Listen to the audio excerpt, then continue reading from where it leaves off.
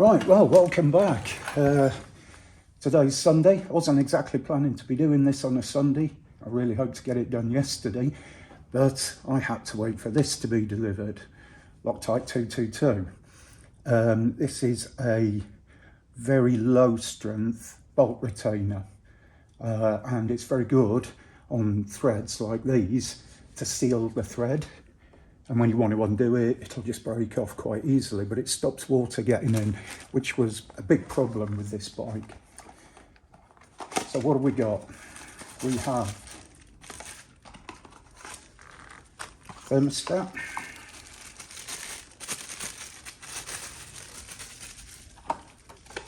Nice shiny green Kawasaki box, gotta love it. We have the thermostat seal. We have our thermostat housing, and with that we should have 1, 2, 3, 4 brand new bolts. So these are the replacement bolts. This is one of the bolts that snapped in the head, and as you can see, Kawasaki do actually put some kind of a sealing compound on there. As you can also see, it doesn't necessarily go right the way to the end of the bolt. So it could just be that the seal failed. We'll see. We shall see how it reacts when we put all this back together.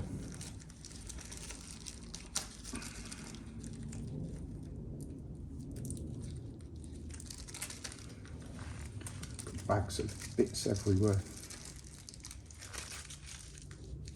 Come on. Right.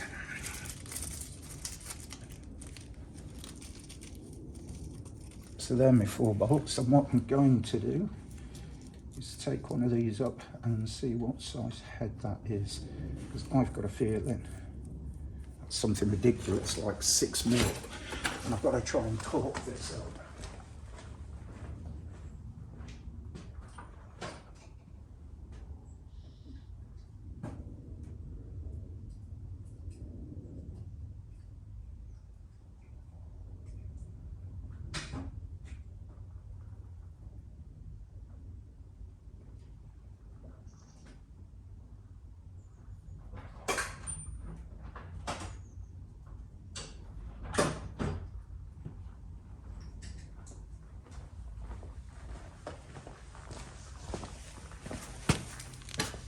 Yeah, I think that's a 6 mil. Right. So first things first.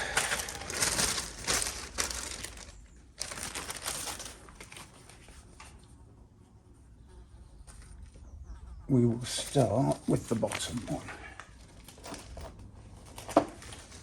which have bolts with no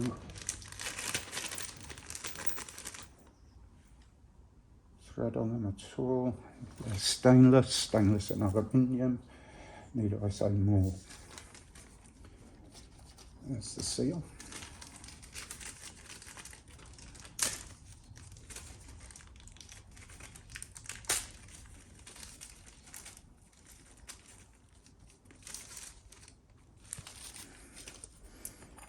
There's the aluminium housing.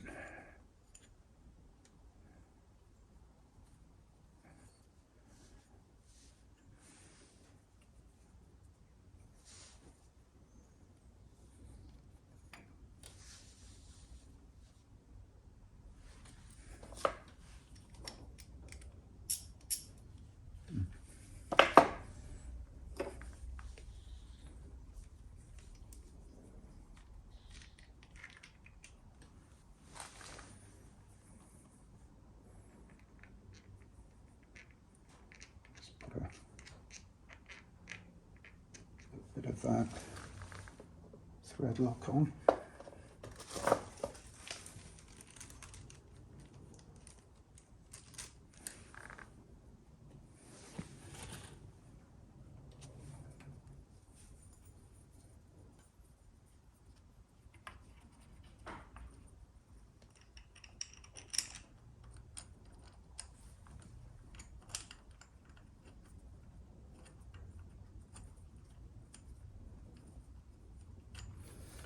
I'm actually wondering if this is going to be easier to put the thermostat in first because of the overhang. Luckily, I think threadlock has 6 hours before cure, so I'm not in any rush.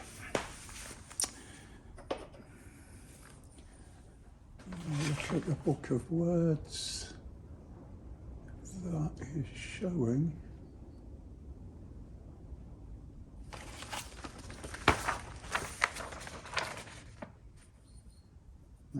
that going on that way.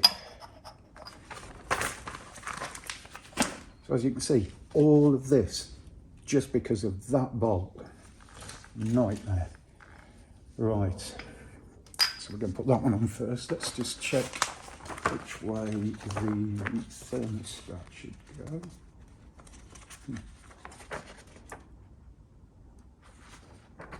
So the thermostat, yep, goes that way.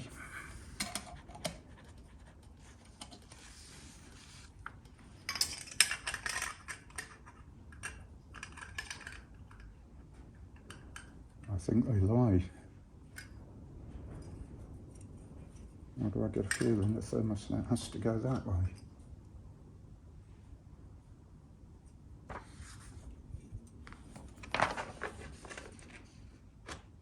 Oh, I know this is going to sound funny, but the diagram makes it appear that the thermostat sits like so. But this is too deep to fit inside that holder. So it has to sit that way.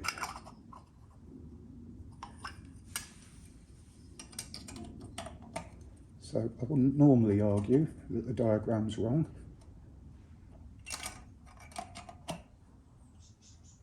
But on this occasion,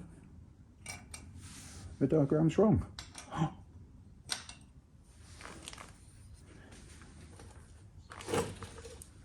Okay, there is my seal.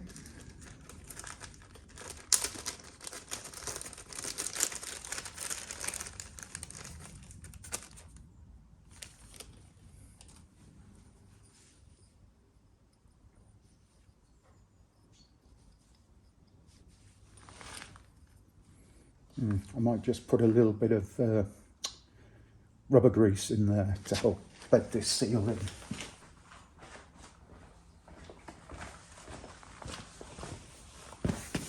Okay, so I've just run some red rubber grease inside the lip where the seal goes, and I've just wiped it over with my finger.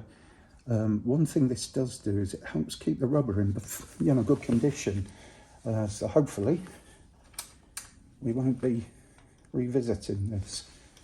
Now, I want the bypass hole, I think, on this.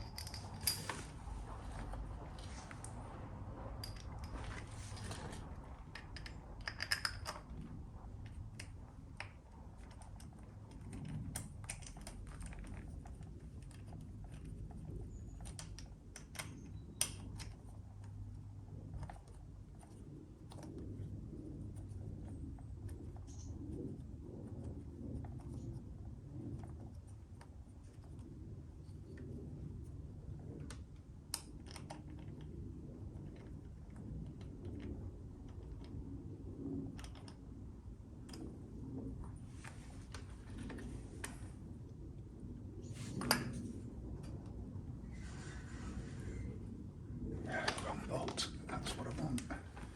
A bit of this.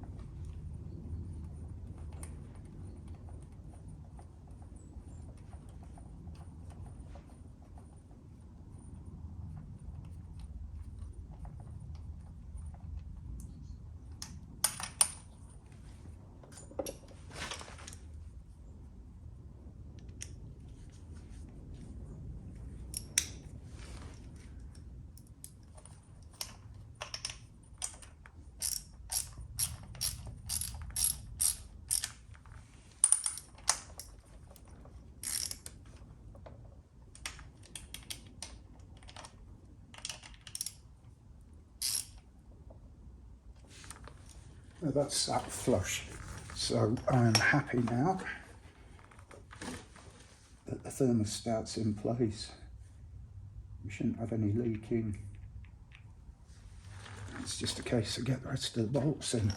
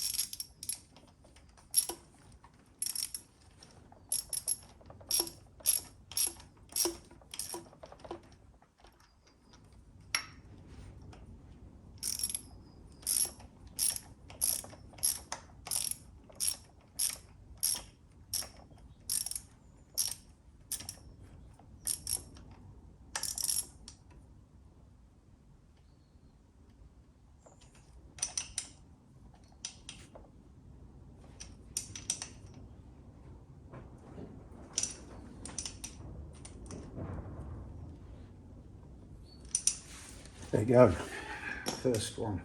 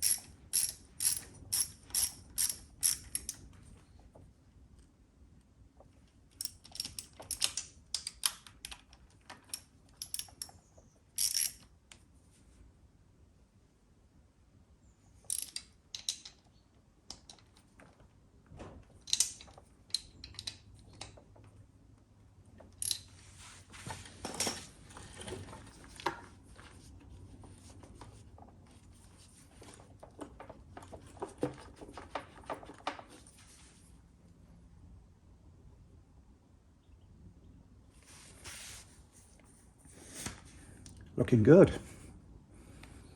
Looking good.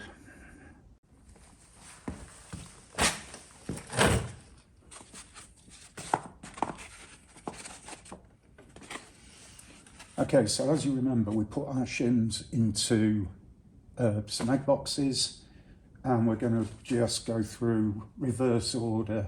So we'll start with box 3 and get these on, etc. And Try not to damage the egg boxes. Come on, get off me. Okay. And try not to lose the bloody shims either.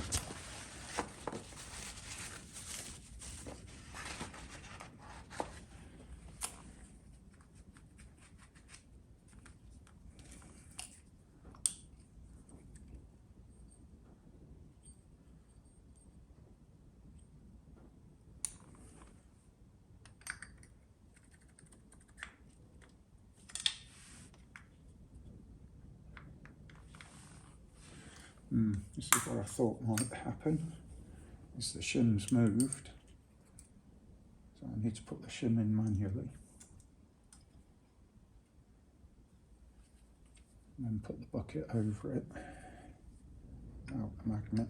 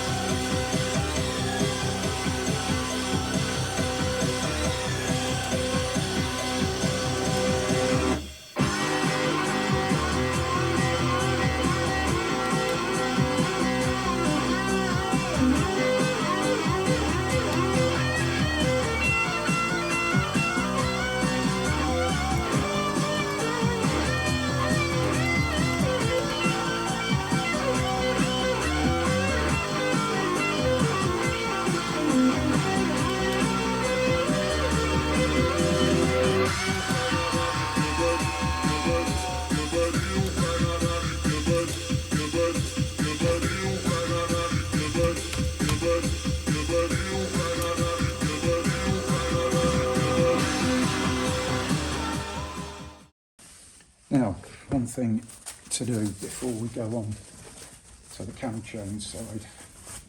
At the moment, if I drop a shim to fall into the head, no harm done. If I drop a shim in this area, it will fall into the engine and be a total git to retrieve.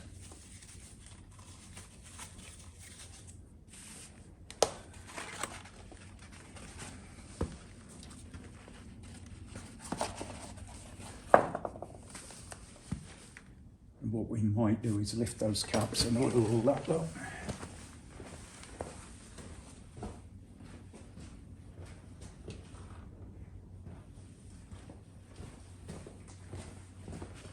Forgot I've left my oil here.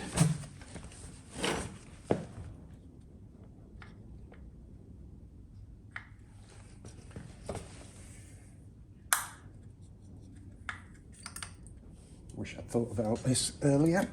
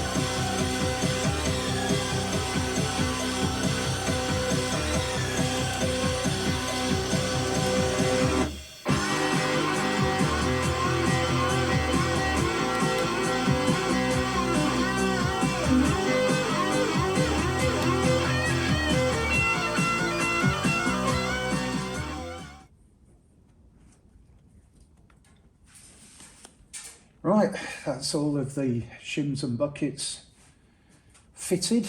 Next step, get the cams in. I'll just slightly adjust the timing mark and make sure all that goes back together okay.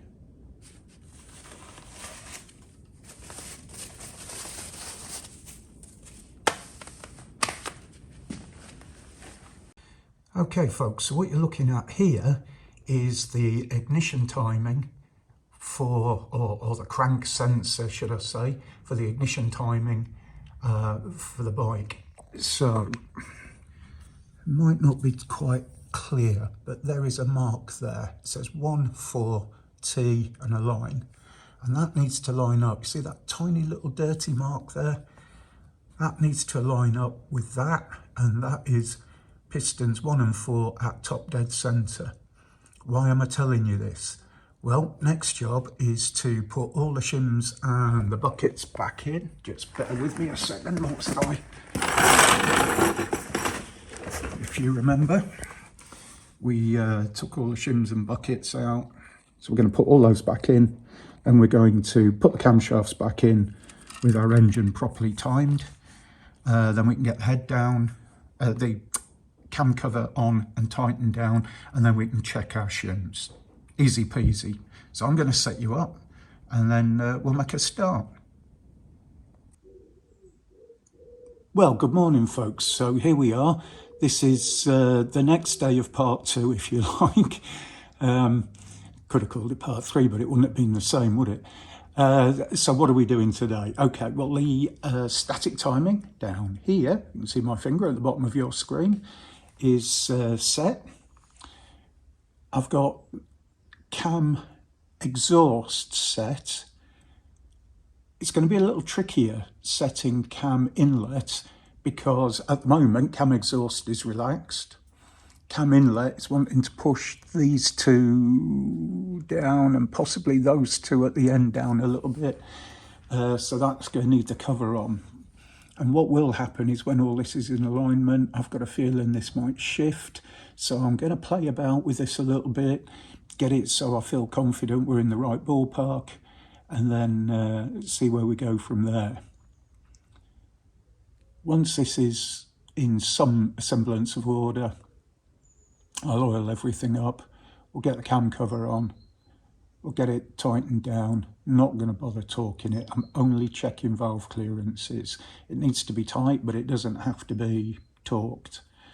And we'll see where we go from there. Right, I've got a brew on the floor, so let's have a fiddle with these cams, see if I can just move you into a slightly better position.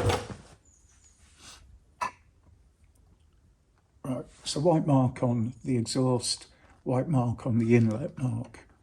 Now, if I was to imagine that cam laying there, I think we are probably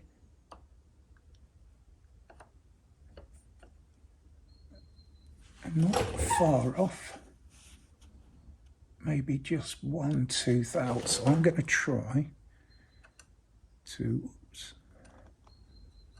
advance the cam chain, the cam, 1/2.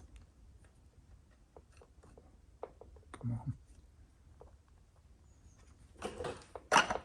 That's better. And then try and hold that roughly where I think it's going to be. I would say that's spot on because there is something that presses down on this chain here. So it kind of will dip like that, exhaust, inlet, all lining up with the edge of the head. Timing mark's still good. Right, so as some of you might have remembered, I can't remember if it was in the last video or if it was in the beginning of this one, I have broken my oil can.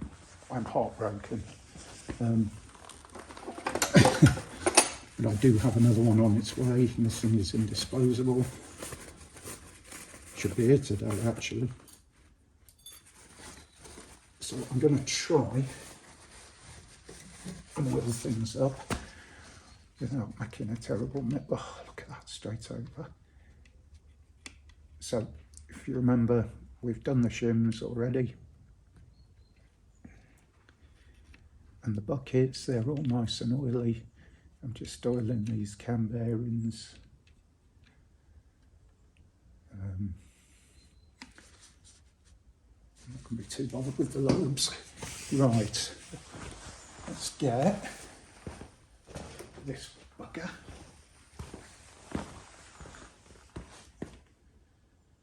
Let's make sure I put it on the right way. So that will go there.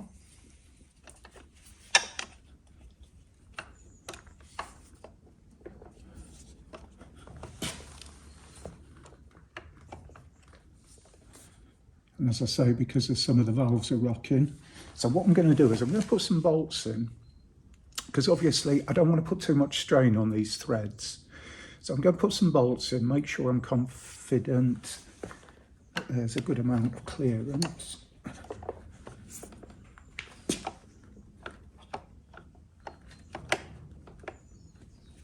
Yeah. And then we can start to tighten this all down.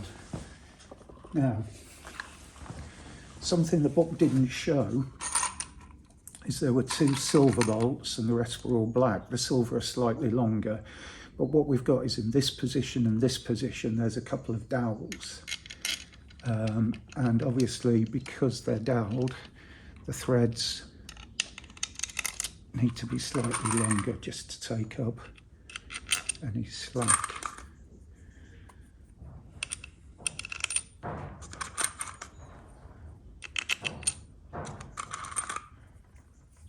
Them all in, and then we'll look at some method of tightening. And to be honest, there seems to be a lot of thread coming up. I think this is quite well designed to allow you to get some good thread contact before you start to push those cams down on valves.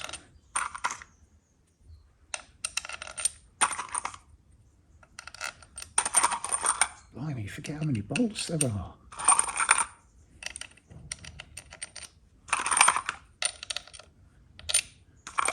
And I'll time lapse this when I go through the tightening procedure so you can see me do this in seconds rather than minutes. Well, that's really good because we've got none left over in the pot and there's a bolt in every hole.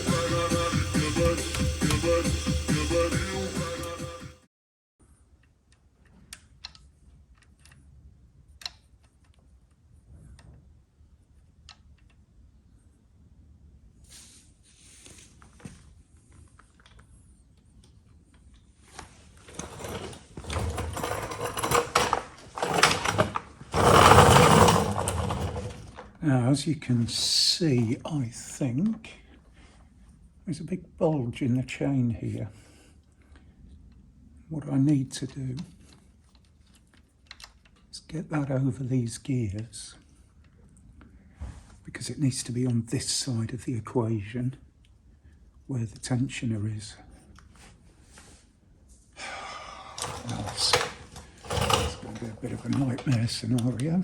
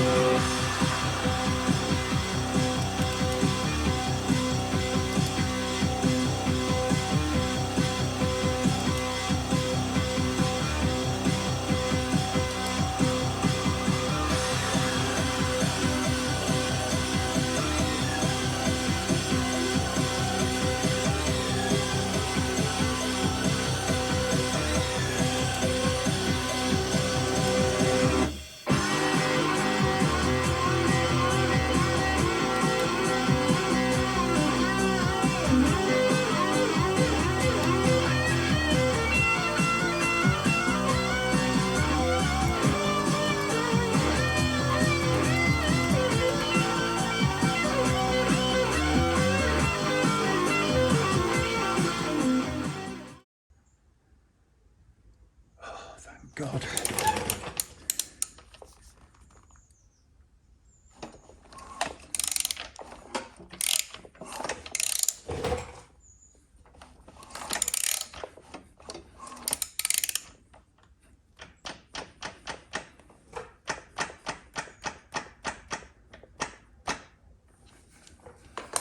Right, timing mark is right, timing marks are right, timing marks are right. Bloody things in timing. Okay, so I'm going to end this video here, make a cup of tea and read up about checking the shims on this bike, and then we can go through and do all the checks. I might just tighten down these bolts as well, but everything is in timing and everything's bolted down sufficiently, and I could turn the engine over and nothing was banging and clunking. I call that a win-win. Catch you in a bit.